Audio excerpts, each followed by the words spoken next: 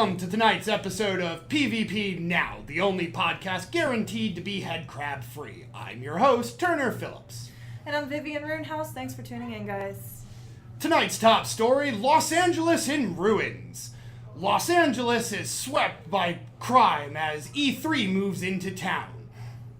Wait a moment. I'm being informed that's just how Los Angeles is. In other news, thousands of nerds line up to wait in line for hours to play 10-minute demos of video games that will probably never be released. But the most notable story surrounding E3 would be the conferences. Publishers both big and small fight for the right to be king of the nerds. The oldest of these being Nintendo has doubled down this year and will be holding their press conferences, Treehouse, with puppets. Nintendo executives have been spotted digging through Sony and Microsoft's trash, looking for indie games that didn't quite make the cut for the bigger systems. When they were asked about this, they were saying that they were greatly increasing their third-party support, and no, they were not ignoring their system like they did with the Wii U. Sony remains unfazed as their plan of showing up and kicking ass pays off. As hype for the Microsoft Scorpio build, Sony comes in strong to remind consumers that the PS4 Pro is still a thing and will be announcing a price cut. By this point, Microsoft will have to learn that going before their competition might not be a good idea, as they announced their new system only to hear the mic drop from Sony a day later. And that brings us to the end of the major publishers. Microsoft unveils the most high-tech paperweight since the Wii U as gamers around the globe continue to laugh and shout, "PC Master Race, bitches!"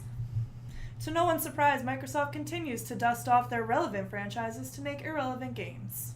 Other publishers slated to show include Bethesda, Ubisoft, and EA. EA, looking to not be outdone, will be bringing two athletes no one's ever heard of, as well as videos of their employees eating dinner with their families. Ubisoft will be starting off their show with an interpretive dance routine, followed by Far Cry 5's religious hillbillies, and finishing off with Eric Cartman swearing and farting for 10 minutes. It should be fun for all ages. Trey Parker and Matt Stone declined the invitation to this year's show, saying, quote, "Fuck those nerds." Bethesda, having been the only publisher to release all of the games premiered at last year's E3, remains a mystery, leaving fans wondering what's in the box. Who's in the box? What's in the box? What's in the fucking box? On a related note, Square Enix Softcorp has announced that they will be announcing an announcement that they were just kidding about the Final Fantasy VII Remake, and that fans should be able to look forward to seeing Kingdom Hearts 3 on the PS6 in 2022. But not to leave their fans empty-handed, they've also announced that they will be re-releasing all of their old games in 4K. This new collection will be called Kingdom Hearts 2.36925 divided by 9. And that's our show. I'm Turner Phillips.